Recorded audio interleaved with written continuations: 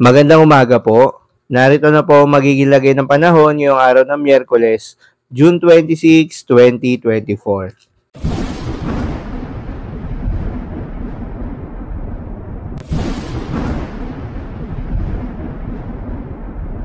Sa kasalukuyan na tayong sa pag-asa, easterlies pa rin o yung hangin na nanggagaling sa may karagatang Pasipiko ang siyang nagdadala ng mainit na panahon sa malaking bahagi ng ating bansa at easterlies rin yung nagdadala ng maulap na kalangitan at kalat-kalat ng mga pagulan at pagkidlat pagkulog sa may eastern section ng Southern Luzon, Visayas at Mindanao.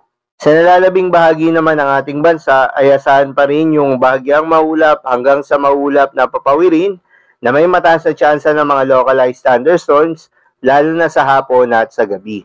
Magandang balita naman dahil ayon sa pag-asa ay wala tayong binabantayan na low pressure area o bagyo sa loob at labas ng ating Philippine Area of Responsibility na maring makaapekto sa ating bansa hanggang sa mga susunod na araw. At posibleng storm-free tayo hanggang matapos ang buwan na ito.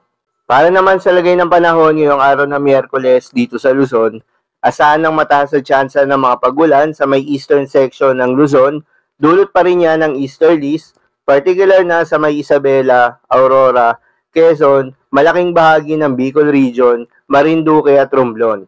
Dahil dito, posible ang mga pagbaha o pagguho ng lupa.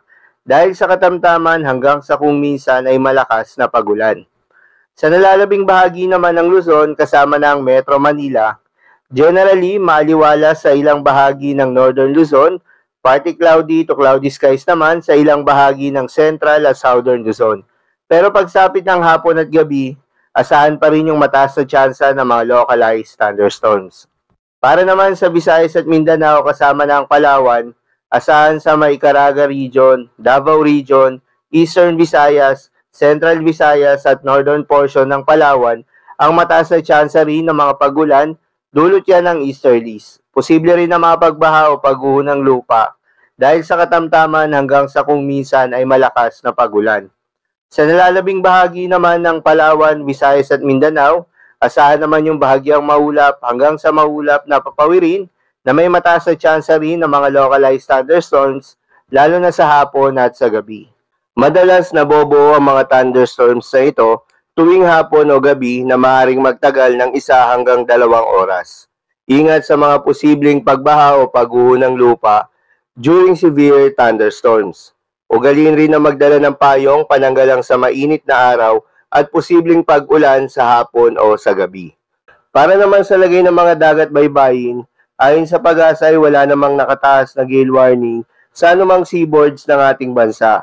Kaya naman malayang makakapamalaot yung mga kababayan nating mangingisda at yung may mga maliliit na sasakyang pandagat. Asahan ng banayad hanggang sa katamtaman ng mga pag-alon.